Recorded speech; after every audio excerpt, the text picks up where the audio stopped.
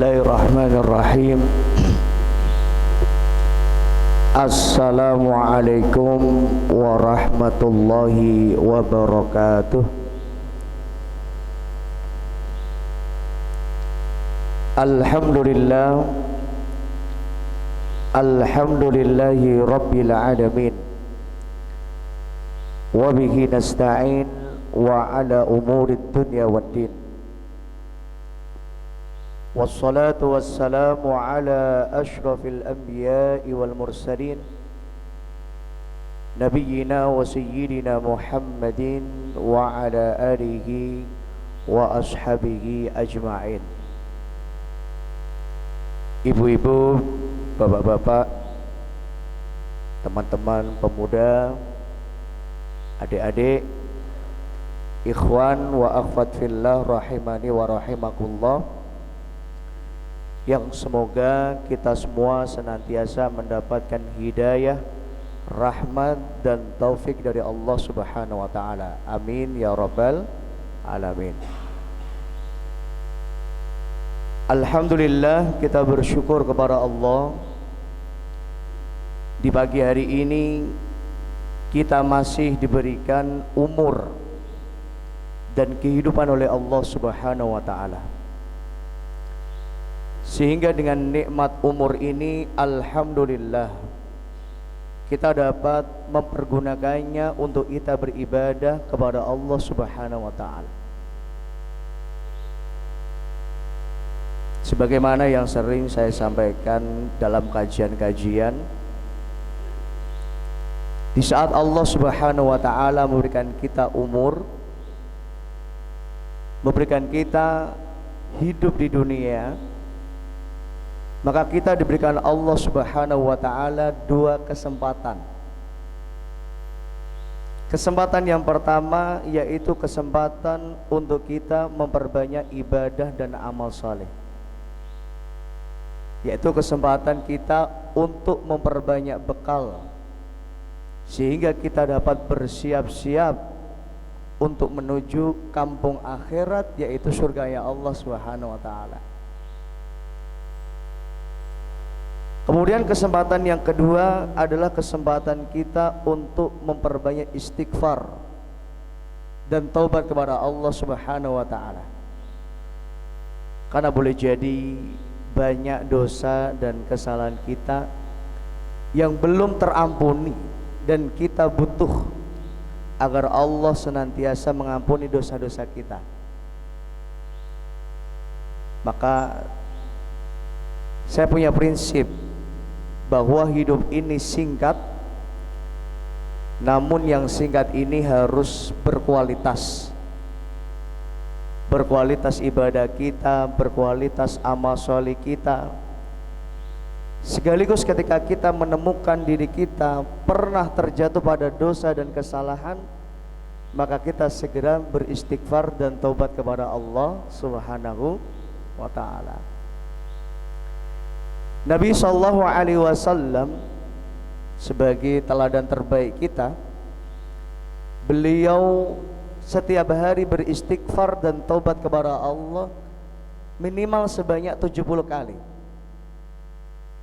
Sebagaimana hadis yang sahih diriwayatkan dari Abu Hurairah radhiyallahu anhu dari riwayat Imam Muslim dan Imam Bukhari, Nabi bersabda, "Ma asarra astaghfirullah wa atubu ilai wa in kana fil yaumi 70 marrah."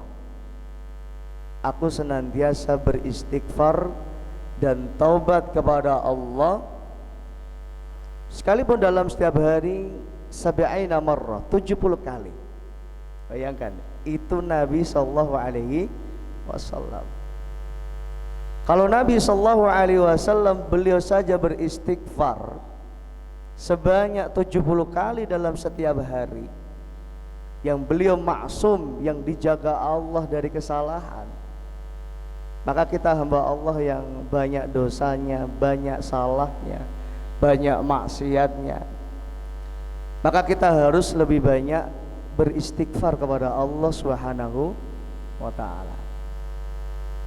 Maka dua kesempatan ini mari kita maksimalkan Mari kita manfaatkan nikmat hidup ini untuk kita memperbanyak ibadah dan amal salih, sekaligus kita untuk memperbanyak istighfar dan taubat kepada Allah Subhanahu wa taala.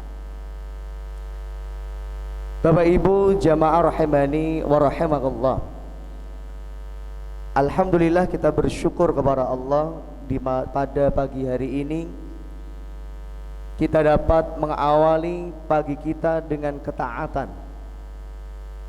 Kita dapat mengawali pagi kita dengan ibadah yang mulia, yaitu melaksanakan sholat subuh dengan berjamaah. Dan alhamdulillah setelah sholat subuh berjamaah kita dapat melanjutkan dengan duduk bersama di majelis ilmu, di tempat kajian, majelis yang mudah-mudahan mendapatkan keberkahan dari Allah Subhanahu wa taala. Amin ya rabbal alamin. Sebagaimana tadi yang sudah disampaikan oleh Bapak moderator, bahwa pagi hari ini panitia mengambil tema yaitu perkuat iman untuk menggapai keberkahan di bulan Ramadan. Namun sebelum memulai apa yang ingin saya sampaikan, ya, sebenarnya ini adalah sharing saja, kita bagi ilmu. Saya ingin sedikit memperkenalkan diri saya, ya, karena kalau menurut silsilah saya sebenarnya juga aslinya dari Demak. Dari Demak, itu dari bapak saya. Jadi silsilahnya kalau dirunut nanti sebagaimana yang tertulis dalam silsilah yang disusun oleh Kiai Haji Ali Rifai Nasuha, ya, bahwa saya punya silsilah sampai kepada Raden Patah Sunan Demak. Jadi silsilah saya itu Afza bin Masyhadi bin Yakut bin Kafrawi bin Ali bin Abdurrahim bin Soleh bin Ali bin Muhammad Indro bin Mutamakin. Itu kalau di Pati itu ada ulama besar di Kajen, itu namanya Syekh Ahmad Mutamakin. Nah, dari Syekh Ahmad Mutamakin inilah bersambung kepada keluarga dari Demak. Kalau di dalam silsilah ditulis Syekh Ahmad Mutamakin, nama asli beliau, nama Jawanya Sumo Hadi Wijoyo. Sumo Hadi Wijoyo bin Sumo Hadi Sudo Hadi Negoro. Sumo Hadi Negoro bin Sumo Hadi Ningrat atau Pangeran Benowo. Sumo Hadi Ningrat bin, nah ini istrinya Haji Wijoyo. Kalau orang Jawa lebih familiar dengan nama Joko Tingkir. Kemudian bin Sultan Trenggono bin Raden Patah Sultan Demak. Nah, ini sedikit silsilah yang memang saya juga 2 tahun baru tahu ini. Ya, ini silsilah memang yang sudah disusun oleh keluarga besar dan memang ada bagannya. Maka ini hadirnya saya pada pagi hari ini juga sekaligus silaturahim, ya, menyambung silaturahim dari keluarga Pati dengan keluarga Demak. Mudah-mudahan silaturahim kita pada pagi hari ini mendapatkan keberkahan dan ridho dari Allah Subhanahu wa taala. Amin ya rabbal alamin. Jamaah rahimani wa rahimakumullah. Sebelum saya masuk pada tema, saya ingin bertanya kepada panjenengan semua. Berapa hari lagi kita akan masuk bulan Ramadan? Berapa hari lagi? 6 ya, kita hitung ya. Sekarang kita hari Ahad. Berarti Ahadnya nggak usah dihitung. Senin, Selasa, Rabu, Kamis, Jumat, Sabtunya insya Allah kita sudah Ramadan. Bayangkan 5 hari lagi kita akan masuk bulan Ramadan. Gak kroso ya. Dan insya Allah Jumat malam kita sudah mulai sholat taraweh. Jadi begitu cepatnya waktu. Kalau kemarin ada yang menghitung ya, secara mundur itu Ramadan masih 100 hari, Ramadan 90 hari lagi, Ramadan 50 hari lagi, Ramadan 1 bulan lagi. Tidak kerasa sekarang Ramadan 5 hari lagi, tinggal 5 hari lagi. Nah, kita berharap, memohon dan berdoa kepada Allah, mudah-mudahan kita termasuk hamba Allah yang Allah perjumpakan dan kita diberikan nikmat Allah untuk hidup di bulan Ramadan. Amin ya rabbal alamin.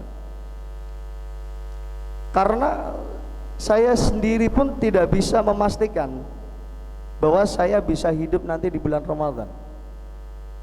Boleh jadi sehari 2 hari sebelum Ramadan Allah panggil kita. Kemarin tetangga saya kapundut, dipanggil Allah. Sehari sebelumnya juga ada tetangga saya yang meninggal dunia. Padahal bulan Ramadan ini tinggal hitungan hari.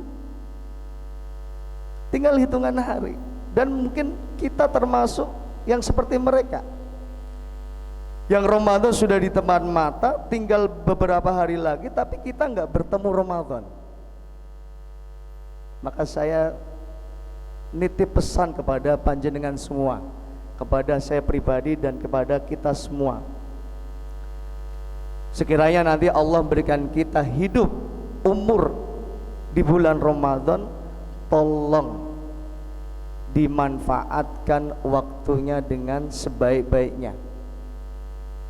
Kita maksimalkan diri kita untuk memperbaiki ibadah dan amal saleh. Karena boleh jadi Ramadan ini nanti Ramadan yang terakhir kita hidup di dunia. Sebagaimana orang-orang yang telah dipanggil Allah sudah meninggal dunia, maka Ramadan di tahun yang lalu Ramadan yang terakhir bagi mereka. Dan boleh jadi juga Ramadan yang tahun lalu adalah Ramadan kita yang terakhir. Karena sampai detik ini ya kita pun sekalipun tinggal 5 hari lagi, kita nggak bisa pastikan diri kita hidup di bulan Ramadan.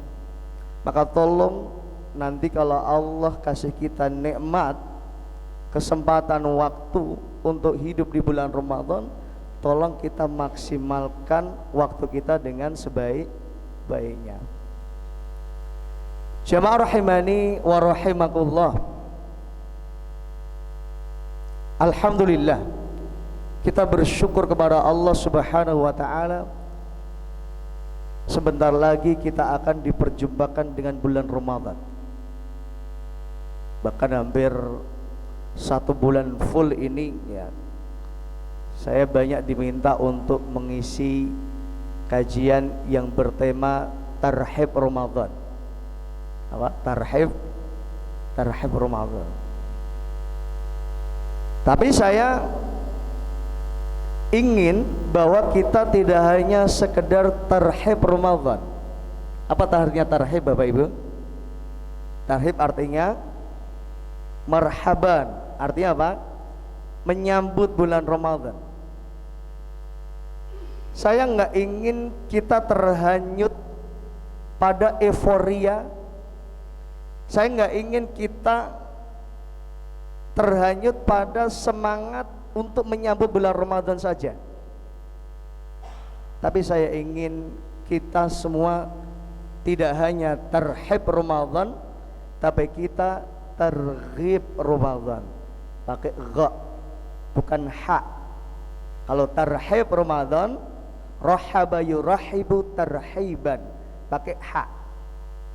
Tapi kalau targhib Ramadan, raghiba yarghabu, yang artinya suka, seneng, cinta, tresno. Apa lagi? Hah? Demen. Nah, Saya ingin kita ini tidak hanya sekedar menyambut bulan Ramadan, saya ingin kita benar-benar cinta dengan Ramadan. Benar-benar cinta dengan Ramadan.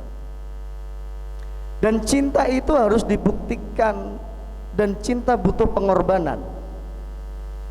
Maka kalau ada yang ngaku cinta tapi nggak mau berkorban, cintamu cinta palsu, ya enggak?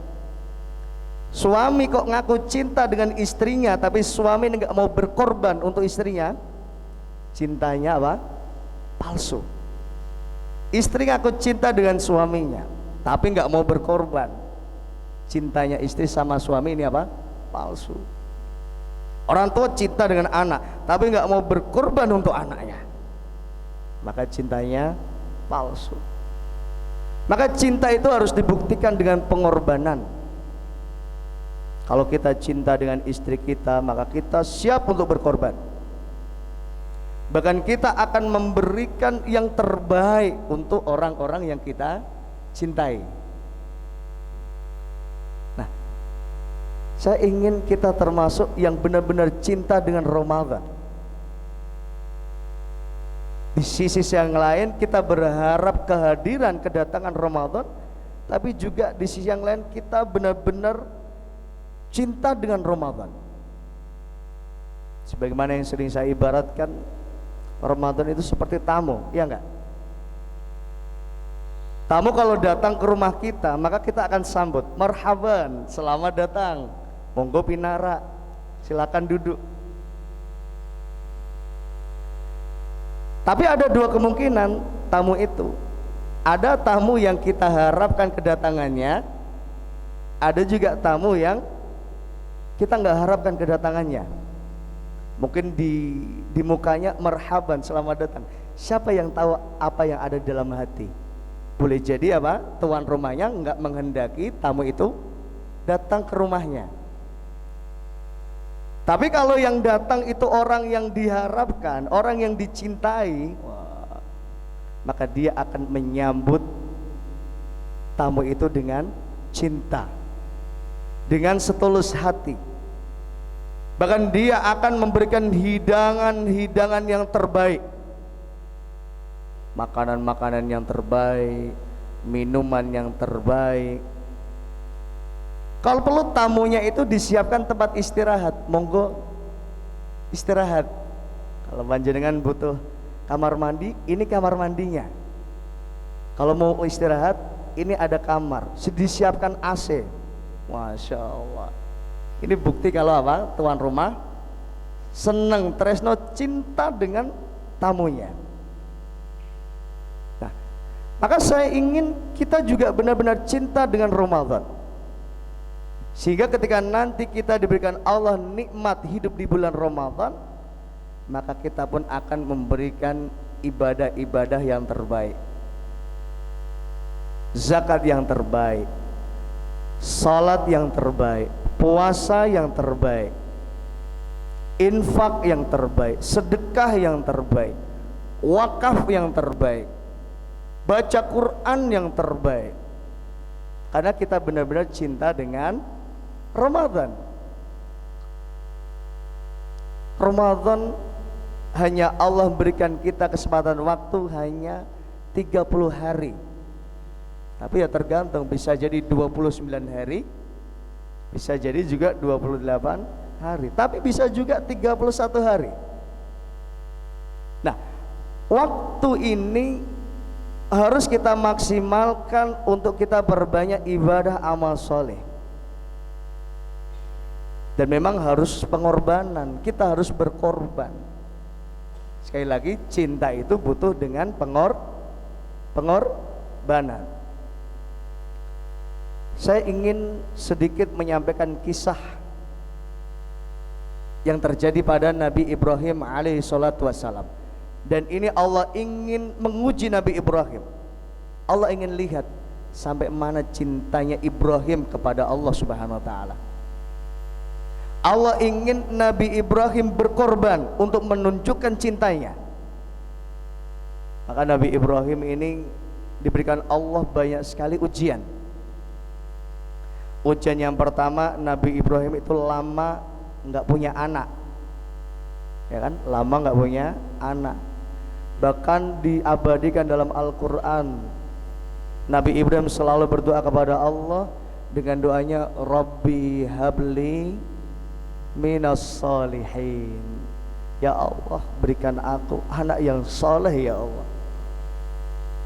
Fabasyarahu bigulamin halim. Maka Allah kasih kabar gembira. Jadi ketika Nabi Ibrahim dan istrinya mampu untuk bersabar, korban perasaan itu sabar, maka dibalik kesabaran itulah Allah berikan jawaban doanya. Maka Allah kabulkan doanya Nabi Ibrahim, dan Allah berikan putra yang bernama Ismail alaihi salatu wassalam. Ini berkorban, korban waktu, korban perasaan. Tapi ternyata ujian Allah yang diberikan kepada Nabi Ibrahim nggak cukup situ. Allah kasih ujian yang kedua. Ketika Nabi Ismail sudah lahir, Allah perintahkan Nabi Ibrahim untuk ajak istri dan anaknya ke kota Mekah. Bayangkan, dari Palestina menuju ke Mekah berapa kilo? Berapa kilo? Mas Agung, yang punya HP, saya butuh dicarikan jarak yang akurat, jarak antara Palestina dengan Mekah. Ayo, 1 menit, setengah menit aja. Oh kelamaan kalau 1 menit, setengah menit. Ayo Mas Agung. 10, 9, 8, 7, 6, 5, 4, 1. 1.200 kilo. Bayangkan jarak Palestina ke Mekah, 1.200 kilo. Itu jalan kaki, nggak pakai pesawat, nggak pakai kereta, nggak pakai mobil. Bayangkan jalan kaki. Kira-kira panjenengan kalau disuruh jalan kaki 1.200 kilo, kira-kira gimana? Mau nggak? Hah? Sendirian aja nggak mau, apalagi sama keluarga gitu kan. Tapi ini perintah Allah. Allah ingin melihat taat gak Ibrahim kepada Allah ini. Benar-benar cinta nggak sama Allah? Kalau cinta, Nabi Ibrahim akan berkorban. Nabi Ibrahim akan mengabulkan perintah Allah. Ini kalau kita benar-benar cinta dengan Ramadan, kita akan melaksanakan apa-apa yang Allah perintahkan kepada kita, sehingga kita maksimal ibadahnya. Singkat cerita, Nabi Ibrahim berangkat dari Palestina ke Mekah. Sampailah di kota Mekah. Nah, ini berarti korban lagi ini, berkorban waktu, berkorban tenaga, ya, berkorban perasaan. Ketika sudah sampai di kota Mekah, Allah uji lagi, benar cinta nggak Nabi Ibrahim ini. Maka Allah perintahkan pada Nabi Ibrahim, tinggalkan istri dan anakmu. Bayangkan kalau panjenengan tiba-tiba apa? Disuruh tinggalkan istri dan anak, gimana? Mesti kita protes. Oh lah, gak masuk akal lah gitu. Atau yang istri mungkin langsung protes, jangan mas, nah, gitu kan. Tapi ini sekali lagi perintah Allah, tidak untuk diperdebatkan. Maka Nabi Ibrahim pun tinggalkan istri dan anaknya. Bayangkan, istri yang dalam kondisi baru selesai melahirkan, dan anak yang dalam kondisi baru dilahirkan. Diperintahkan Allah untuk tinggalkan istri dan anakmu. Maka ketika Nabi Ibrahim alaihissalam pergi meninggalkan istri dan anaknya, dikejar oleh istrinya. Maka Ibunda Hajar alaihissalam bertanya kepada suaminya, ya Ibrahim, aina tadhhab wa tatrukana biwadin ghaira dhi zar'in wala syai'a fi. Wahai suamiku, wahai Ibrahim, kau mau kemana? Sementara kau tinggalkan kami di sebuah lembah, di sebuah tempat yang enggak ada tanaman dan enggak ada apa-apa. Enggak ada satu orang pun saat itu. Maka di sini para ulama mengatakan bahwa peradaban manusia di kota Mekah berawal dari keluarganya Nabi Ibrahim alaihissalatu wassalam. Tapi Nabi Ibrahim tidak menjawab pertanyaannya Ibunda Hajar, tapi tetap teruskan perjalanan. Dikejar lagi oleh istrinya dengan pertanyaan yang sama, kau mau kemana? Kenapa ninggalkan kami? Kenapa ninggalkan kami di sebuah tempat yang gersang, gak ada apa-apa? Tapi yang kedua kali pun Nabi Ibrahim gak menjawab pertanyaan Ibunda Hajar. Dikejar lagi dengan pertanyaan yang sama lagi, kau mau kemana? Kenapa tinggalkan kami? Sampai pertanyaan yang ketiga tidak pun dijawab oleh Nabi Ibrahim alaihissalatu wassalam. Maka Ibunda Hajar merubah pertanyaannya. Nah ini ibu-ibu, nah ini pelajaran berharga. Kalau ibu-ibu misal nanya kepada suaminya, kok suaminya nggak mau jawab, berarti apa? Ada yang nggak beres dengan pertanyaan kita. Atau suami kita pengen pertanyaan yang lain. Maka Ibunda Hajar rubah pertanyaannya. Apa yang beliau katakan? Allahu amaraka bihada. Wahai suamiku, apakah Allah yang perintahkan kamu ini? Jadi apakah Allah yang memerintahkan kau untuk meninggalkan kami, meninggalkan aku dan Ismail? Itu pertanyaan yang diinginkan Nabi Ibrahim. Barulah Nabi Ibrahim menjawab, na'am, Allahu amarona bihada. Allah yang perintahkan aku. Allah yang perintahkan aku. Lihat, apa jawaban istri solihah? Apa jawaban Ibunda Hajar alaihissalatu wassalam? Beliau menjawab, idzan lan yudayyi'anallah. Ya sudah, kalau memang Allah yang perintahkan, lan yudayyi'anallah, Allah nggak akan telantarkan kita. Allah nggak akan telantarkan kita. Allah pasti jamin rizki kita. Allah pasti jamin rizki kita. Allah pasti akan datangkan pertolongan-pertolongan kepada kita.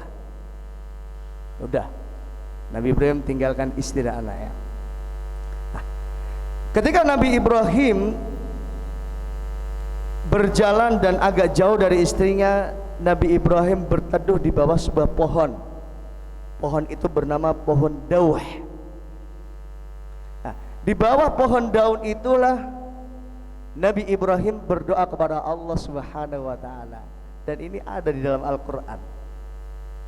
Allah berfirman, a'udzubillahi minasyaitonirrajim, Rabbi inni askantu min dzurriyyati biwadin 'inda baitikal muharram Rabbana liyuqimus shalah faj'al af'idatan minan nasi tahwi ilaihi warzuqhum minats tsamarati la'allahum yashkurun. Ini doanya Nabi Ibrahim ketika ninggalkan istri dan anaknya. Rabbi inni askantu min dzurriyyati biwad. Ya Allah, aku telah tinggalkan istri dan anakku. Aku telah tinggalkan keturunanku biwadin, di sebuah lembah. Karena Mekah itu lembah. Nah, panjenengan yang sudah pernah haji, sudah pernah umrah, ya, kalau berada di Mekah, di Masjidil Haram, itu apa? Dikelilingi gunung-gunung. Karena memang apa? Mekah itu lembah, biwadin. 'Inda baitikal muharram, di dekat Baitullah Muharram. Jadi menunjukkan bahwa Baitullah, ya, Ka'bah itu sudah ada saat itu. sudah ada. Nah, nanti Nabi Ibrahim dan Nabi Ismail itu hanya meninggikan Ka'bah, bukan membangun Ka'bah. Itu pendapat yang sahih. Jadi ketika datangnya Nabi Ibrahim itu sudah ada Mekah. Dalilnya apa? Inda baitikal muharram, di dekat atau di sisi Baitullah Muharram. Rabbana liyuqimus shalah, ya Allah, agar istri dan anakku ini menegakkan sholat. Bayangkan, itu yang diminta Nabi Ibrahim. Jadi Nabi Ibrahim nggak minta, ya Allah kasih makan istriku ya Allah, kasih makan anakku ya Allah. Kalau kita kan mungkin gitu ya orientasinya. Ini sudah tak tinggalin, ya Allah cukupi ya Allah, kasih makan, kasih minum. Tapi enggak. Justru yang diminta Nabi Ibrahim, Rabbana liyuqimus shalah, ya Allah aku tinggalkan istri dan anakku ini liyuqimus shalah, agar mereka menegakkan salat. Nah, ini menjadi dalil bahwa salat itu kunci kesuksesan. Salat itu kunci keberhasilan. Salat itu kunci datangnya pertolongan. Salat itu kunci keberkahan. Maka kalau kita mau sukses, mau berkah hidup kita, maka kita harus memperbaiki salat kita. Kalau hidup kita mau enak di dunia dan di akhirat, maka kita pun harus perbaiki salat kita. Karena salat kunci kesuksesan dan kebahagiaan bagi seorang hamba di dunia dan di akhirat. Mau sukses, salatnya dibenerin. Yang dagang, mau dagangannya laris, rezekinya lancar, maka salatnya harus bener. Gak ada artinya seluruh kesuksesan kita di dunia kalau kita gak sukses di akhirat. Betul ya? Sepakat ya? Atau gak sepakat? Kalau nggak sepakat saya mau pulang ini. Hah? Tidak akan berarti seluruh kesuksesan di dunia kalau kita nggak sukses untuk urusan akhirat. Karena nanti di akhirat banyak orang-orang yang nggak sukses. Sukses di dunia tapi nggak sukses di akhirat. Dan saya ingin kita semua termasuk yang sukses di dunia dan juga sukses di akhirat. Amin ya rabbal alamin. Apa tolak ukur atau barometer kesuksesan di akhirat? Tolak ukur kesuksesan di akhirat di dalam Al-Quran disebutkan Allah Subhanahu wa ta'ala, faman zuhziha 'anil nar wa udkhilal jannah faqad faz. Barang siapa yang dijauhkan Allah dari api neraka, dijauhkan Allah dari api neraka, wa udkhilal jannah, dimasukkan Allah ke dalam surga. Nah, ini suksesnya di akhirat itu apa? Diselamatkan Allah dari api neraka, udkhilal jannah, dimasukkan Allah ke dalam surga, faqad faz, dialah orang yang menang, dialah orang yang sukses, dialah orang yang beruntung, dialah orang yang menemukan kebahagiaan. Maka kalau kita mau sukses, pastikan hidup kita gak ada masalah. Pastikan kita gak terjatuh pada perbuatan dosa yang menyebabkan kita masuk ke dalam neraka. Pastikan kita gak punya masalah, baik masalah dengan manusia, apalagi masalah dengan Allah Subhanahu wa ta'ala. Pastikan kita nggak punya masalah dengan istri kita, nggak punya masalah dengan suami kita, nggak punya masalah dengan anak kita, nggak punya masalah dengan orang tua kita. Pastikan kita nggak punya masalah dengan tetangga kita, dengan teman kita, dengan sahabat kita. Kalau kita punya masalah, segera selesaikan itu masalah. sebelum datang masalah di akhirat. Ini kalau masalah ini nggak selesai di dunia, ini akan berlanjut di akhirat. Orang yang menzalimi, orang yang merugikan, orang yang berbuat masalah di dunia, dia akan harus selesaikan masalahnya di akhirat. Dan menyelesaikan masalah di akhirat itu tidak dengan salat, tidak lagi dengan duit, tidak lagi dengan lobby-lobby, tapi menyelesaikan masalah itu disebutkan dalam hadis dengan pahala yang kita miliki, kita berikan kepada orang yang pernah kita zalimi. Kalau ada orang yang kita zalimi di dunia dan belum selesai itu masalah, sebagaimana hadis al-muflis, maka pahala kita berikan kepada orang yang kita zalimi. Semakin banyak orang yang kita zalimi, maka semakin banyak pahala yang kita bagi-bagikan. Suatu saat Nabi SAW bertanya kepada para sahabat, atadruna mal muflis? Wahai sahabat, tahu nggak kamu siapa orang yang bangkrut? Bangkrut, pailit. Maka sahabat menjawab, al muflis man laisa lahu dirham wala mata'. Orang yang bangkrut itu orang yang nggak punya dinar, dirham, nggak punya apa-apa. Nak dagang ya dagangannya ludes habis, tapi rendah untung, rugi, bangkrut. Kata Nabi, enggak itu yang aku maksud.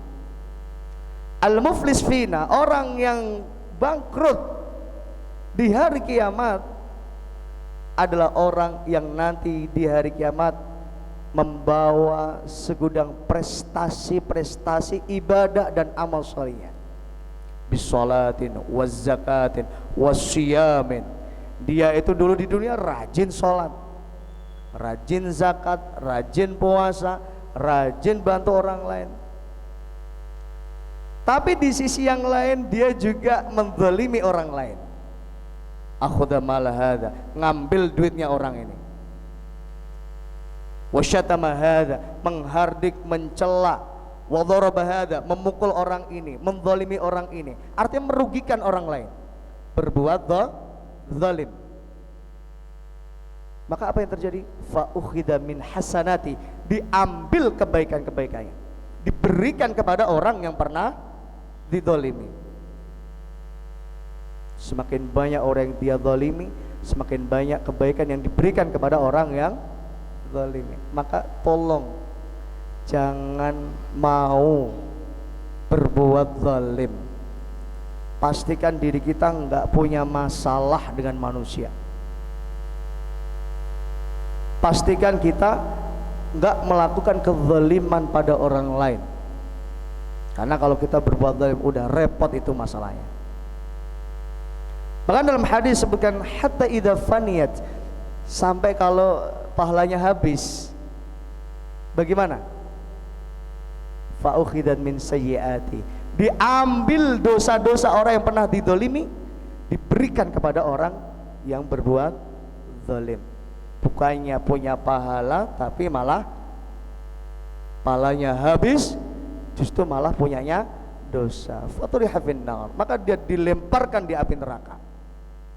Nah itu, maka kita nggak mau. Maka pastikan hidup kita nggak punya masalah, baik masalah dengan manusia, apalagi masalah dengan Allah Subhanahu wa ta'ala. Bapak Ibu jamaah rahimani wa rahimakumullah. Ini saya dikasih waktu berapa menit ini? Sampai jam berapa? Hah? Sampai jam 6 ya? Ya, insyaallah. Maka kalau kita kembali ya kepada kisah Nabi Ibrahim tadi, ini masih belum selesai nih, berlanjut. Rabbana liyuqimus shalah, ya Allah agar mereka menegakkan salat.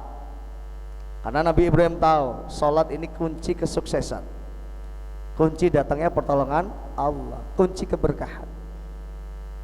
Ini permintaan Nabi Ibrahim, doa Nabi Ibrahim yang pertama. Kemudian doa Nabi Ibrahim yang kedua, faj'al af'idatan minan nas tahwi ilaihi. Ya Allah, jadikan hatinya manusia condong ke tempat ini. Dan benar sampai saat ini, siapa sih yang nggak pengen datang ke Mekah? Ini berkahnya doanya Nabi Ibrahim. Nabi Ibrahim memohon kepada Allah agar Allah gerakkan hati manusia untuk datang ke Mekah. Sehingga kalau banyak atau semakin banyak orang datang ke Mekah, maka nanti akan ada bantuan, pertolongan. Seperti itu. Itu yang kedua, dan dikabulkan Allah. Kemudian yang ketiga, permintaan Nabi Ibrahim alaihissalatu wassalam, warzuqhum minas samarat. Ya Allah, kasih rizki kepada istri dan anakku minas samarat, dari buah-buahan. Nah, ini pertanyaannya, kenapa Nabi Ibrahim minta buah? Kenapa kok enggak daging? Kenapa kok enggak susu? Kenapa kok Nabi Ibrahim minta buah, Bapak Ibu? Kenapa? Karena kalau buah itu bisa didapatkan, mudah didapatkan, apalagi mudah ditanam, maka akan mudah untuk mendapatkan yang lain. Apalagi di tempat yang tandus, ini saat itu mustahil bisa dipakai untuk bercocok tanam. Mustahil. Tapi dikabulkan Allah. Bahkan sampai sekarang itu nggak hanya buah kurma di Mekah itu. Di Saudi nggak hanya buah kurma. Kita mau cari buah apa saja ada di sana. Mau cari buah apa? Jambu. Ada jambu di Mekah. Dulu saya kira jambu itu adanya di Demak, jambu Demak ya. Tapi ternyata saya datang ke pasar di Mekah, itu Masya Allah jambu itu banyak sekali, bahkan lebih segar dari jambu yang ada di kita. Mau cari apa? Cari manggis, banyak di sana manggis. Mau cari apa? Nyari duren, ada duren di sana. Saya sempat kaget waktu itu, nggak nyangka gitu, nggak percaya ada duren di pasar. Iki tukune kondi ya. Mencari apa lagi? Serikaya, ada buah serikaya di sana. Itu dari Mekah 1 jam itu ada nama kota, namanya Taif. Tahu Taif? Tempat di mana Nabi dakwah dan dilempari apa? Batu dan kotoran. Jadi Nabi itu saat itu berharap tempat yang sejuk itu biasanya kan orangnya lembut juga ya, kayak di Bandung, kayak di Jawa Barat. Omongannya apa? Bahasanya halus. Kumaha damang, mangga, sok tuang atuh gitu kan ya. Tapi ternyata apa? Penduduk Taif ini keras, menolak dakwah Nabi Sallallahu Alaihi Wasallam. Ini Nabi saja yang sudah dakwahnya lembut, dakwahnya penuh hikmah saja apa? Banyak yang menolak Nabi. Banyak yang menolak Nabi. Ini menunjukkan bahwa seorang dai harus bersabar, karena nggak mungkin semua orang akan menerima dakwah, mesti ada yang menolak. Wah, ini rame nih, ada penolakan kajian-kajian itu kan, kajian ini ditolak, kajian ini ditolak, kajian dibubarkan gitu kan. Dan memang itu sunatullah, karena apa? Memuaskan setiap orang itu sesuatu yang mustahil. Mesti ada yang nerima, ada yang nolak. Nabi Nuh alaihi salatu wassalam, beliau dakwah berapa tahun Bapak Ibu? 950 tahun. Berapa umatnya Nabi Nuh? Gak nyampe 100. Sebagian disebutkan 70, sebagian 80. Gak nyampe 100 umatnya Nabi Nuh. Padahal dakwahnya 950 tahun. Maka kita baru dakwah sebentar, pengen umatnya banyak, pengen diterima, maka harus sabar. Karena dakwah itu nggak mudah. Kita dihadapkan masyarakat yang beraneka ragam latar belakang. Maka ustadz, seorang dai itu hampir mirip dengan dokter. Sehingga apa? Setiap orang penanganannya berbeda-beda. Tidak bisa dipukul rata, disamaratakan. Untuk berdakwah dengan si A ini beda caranya, dengan si B beda caranya. Karena umat kita itu apa? Latar belakangnya beda-beda, imannya juga beda-beda. Nah, maka harus sabar. Maka warzuqhum minats tsamarat. Allah kasih rizki kepada keluarga Nabi Ibrahim. Maka tiga doanya ini dikabulkan Allah Subhanahu wa taala. Nah, Ibunda Hajar alaihi salatu wassalam juga berkorban. Ya wajar, karena masih mimii Nabi Ismail dalam kondisi perjalanan yang sangat jauh. Wajar kalau AC-nya habis, kehausan. Maka Ibunda Hajar cari air dari sofa ke Marwah.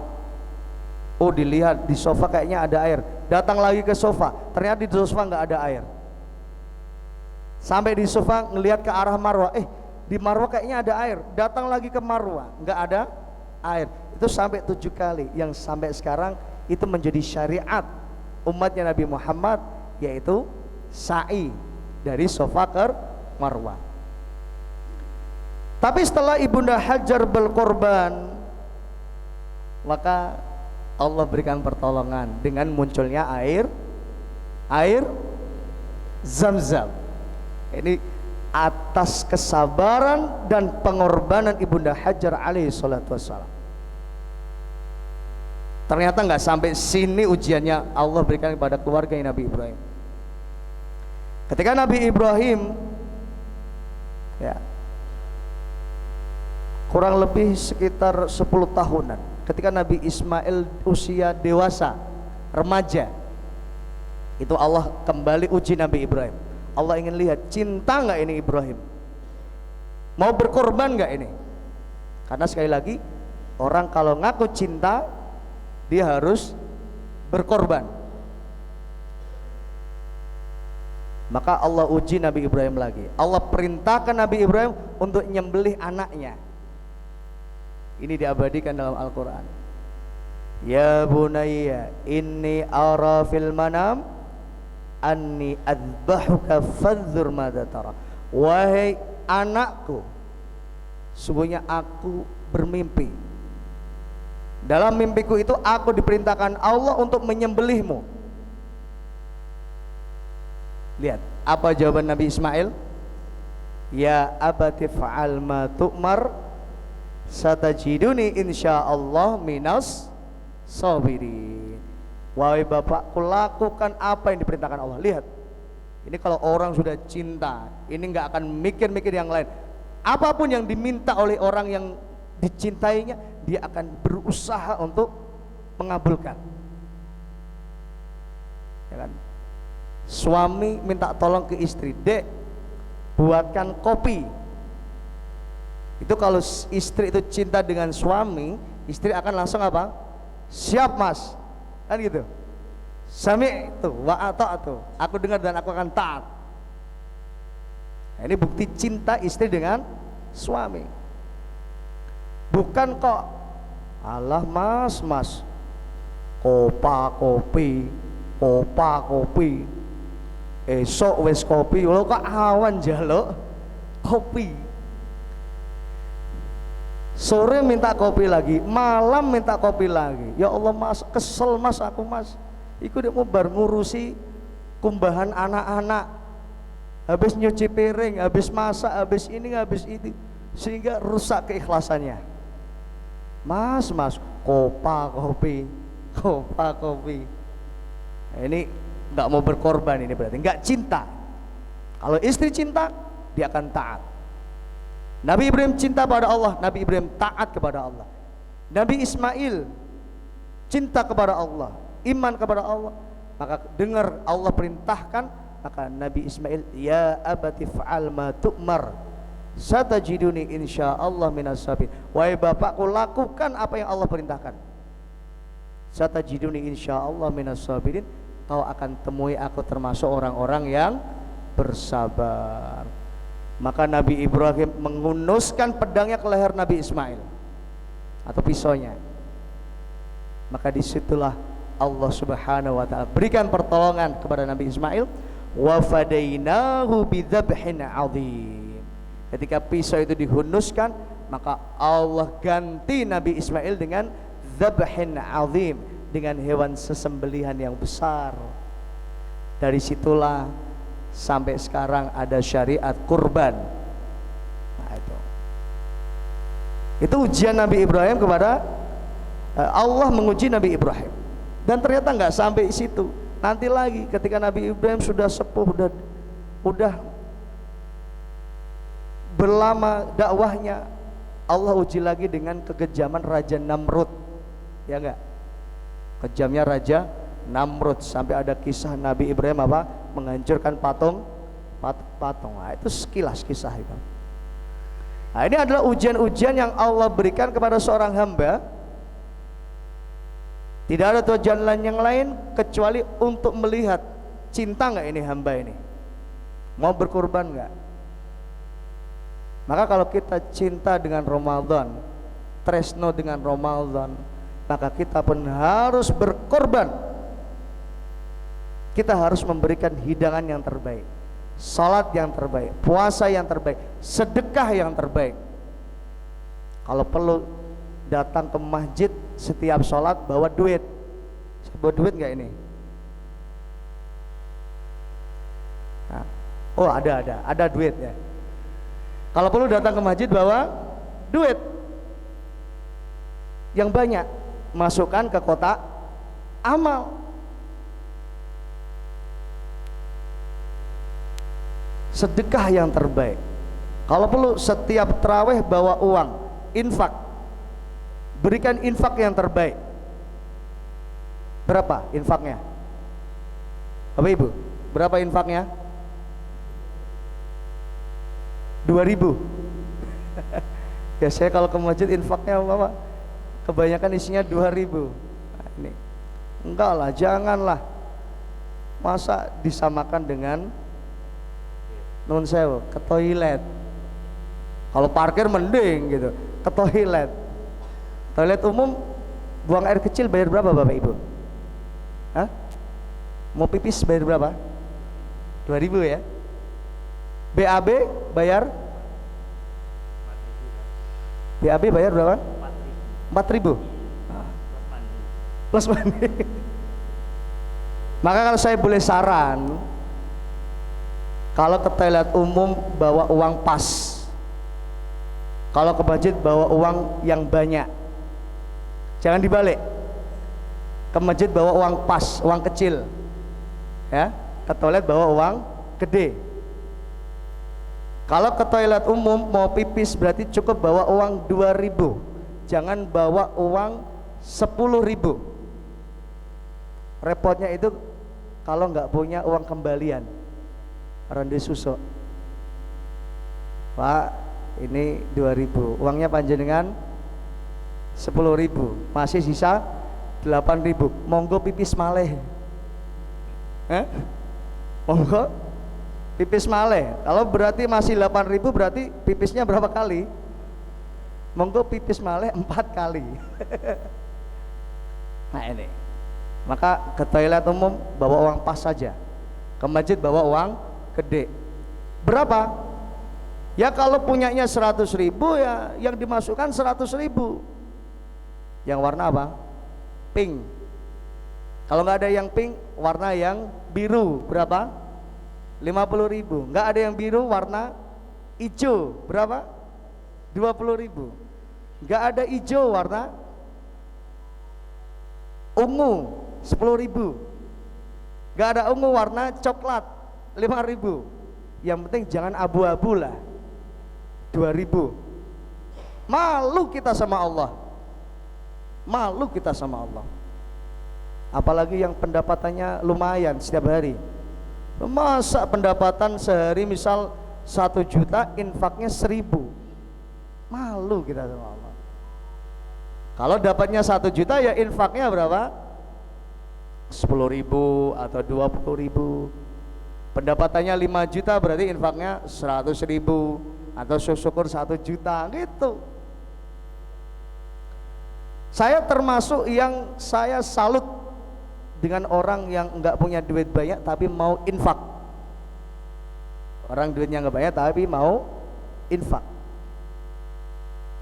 Berbeda dengan orang kaya. Saya biasa saja. Orang kaya kok infaknya banyak, itu biasa saya. Memang harusnya infaknya banyak. Orang kaya infaknya harus banyak. Kalau orang kaya kok infaknya dikit, kualat dia. Kualat. Yang katakan bukan kiai, bukan ustadz, tapi Allah Subhanahu wa taala. Orang kaya nggak mau infak, apa? Kualat dia. Dalilnya dalam Al-Qur'an, Allah berfirman, a'udzubillahi minasyaitonirrajim, walladzina yaknizuna adz-dzahaba wal fiddah, yaitu orang-orang yang kerjaannya nimbun harta, ngumpulin duit, ngumpulin emas dan perak, hidupnya hanya untuk nyari duit, kerja. Nah, ibadahnya kerepotan. Wala yunfikuna fisabilillah, nggak mau infak. Nah, diajak infak nggak mau infak, diajak wakaf nggak mau wakaf, diperintahkan zakat nggak mau zakat. Padahal zakat berapa persen? 2,5%. Bayar pajak berapa persen? 10%, 15%, 5%. Lebih besar pajaknya daripada zakatnya.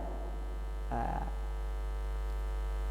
maka kalau orang kaya nggak mau mengeluarkan zakat 2,5%, kualat dia. Karena 2,5% haram atas dirinya. Gak boleh dia makan 2,5%-nya. Gak boleh dia makan 2,5%. Maka pantas kalau Allah itu murka. La yunfikuna fisabilillah. Orang kaya nggak mau infak. Fabasyirhu bi'adzabin alim. Sampaikan kabar kepadanya bi'adzabin alim. Dia akan dapat adab yang pedih.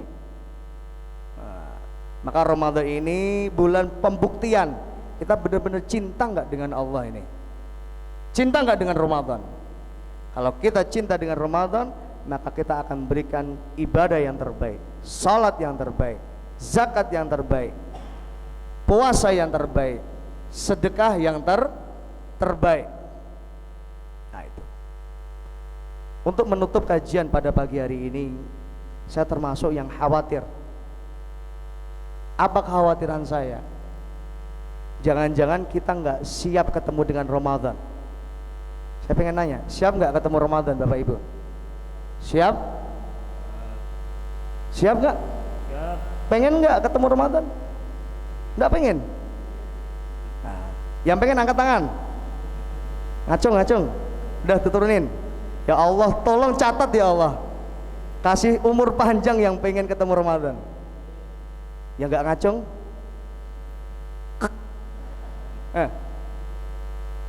Coba sekali lagi. Yang pengen ketemu Ramadan angkat tangan.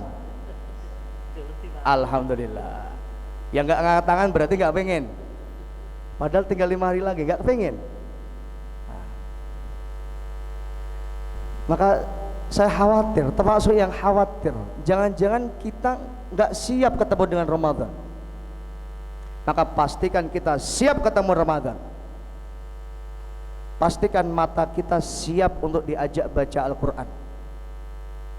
Karena saya khawatir jangan-jangan mata kita nggak siap diajak untuk baca Al-Quran. Pastikan tangan kita siap untuk diajak infak. Karena saya khawatir jangan-jangan tangan kita nggak siap diajak infak.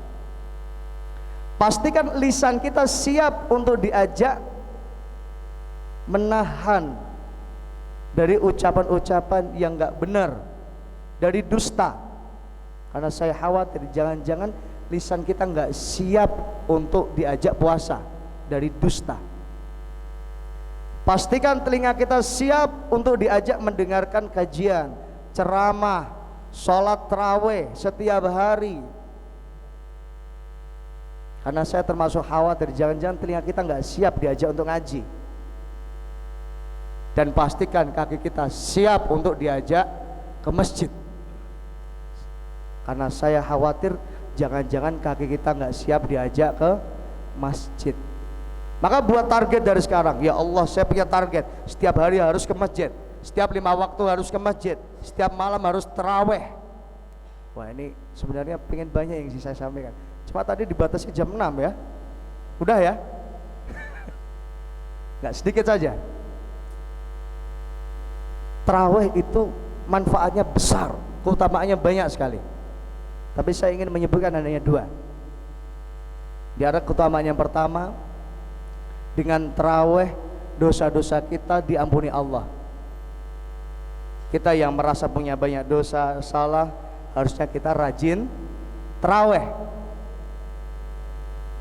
Nabi sallallahu alaihi wasallam bersabda, "Man qama ramadhana imanan wa ihtisaban, ghufira lahu ma taqaddama min dambi." Siapa yang qiyam Ramadan taraweh imanan wa ihtisaban, karena iman dan mengharap pahala dari Allah, ghufirallahu ma taqaddama min dambi, telah diampuni dosa-dosanya yang telah lalu. Bayangkan, enak dari wong Islam itu. Dengan tarawih apa? Dosa-dosa kita diampuni Allah Subhanahu wa taala. Maka orang yang enggak tarawih, nah ini saya husnudon. Saya termasuk yang husnudon. Orang yang enggak mau tarawih, yang malas tarawih, jangan-jangan mereka enggak punya dosa. Nah, bahasa orang Jawa, randuwe dosa. Ya, benar ya? Atau yang banyak dosa. Nah, kalau kita banyak dosa, maka kita rajin tarawih. Karena dengan tarawih Allah akan ampuni dosa-dosa kita. Itu keutamaan yang pertama. Kemudian yang kedua, dengan tarawih kita akan mendapatkan pahala sholat semalam suntuk. Tapi syaratnya harus tarawihnya dari awal sampai akhir. Ora oleh aku tarawih tok witire ning omah. Ya. Ini ada sebagian yang ngambil tarawih, engko witire ning omah. Ini enggak dapat keutamaan ini.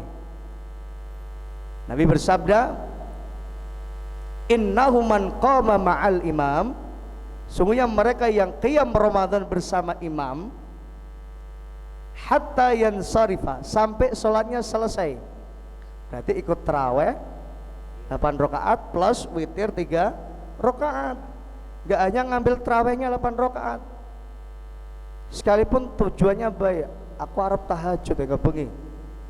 Nah, kata Ustadz tidak boleh ada 2 witir dalam satu malam. Benar, itu bukan kata Ustadz, itu kata Nabi. Nggak boleh witir dalam satu, nggak boleh 2 witir dalam satu malam. Kalau tarawihnya sudah witir, malam hari kalau mau tahajud nggak usah witir.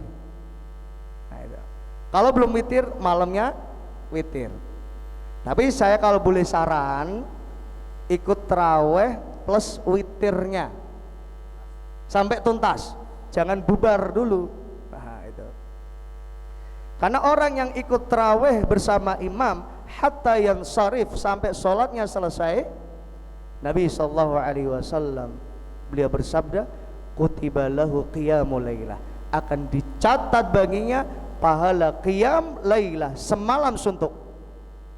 Jadi malam hari panjangan enggak tarawih, tetap dicatat pahala qiyamul lail. Itu hanya didapat bagi orang yang tarawih.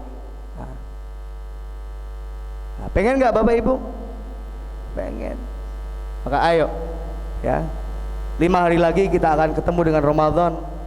Mari kita persiapkan dari sekarang, buat planning Ramadan mau ngapain aja, ibadah apa saja yang ingin kita lakukan, yang ingin kita maksimalkan.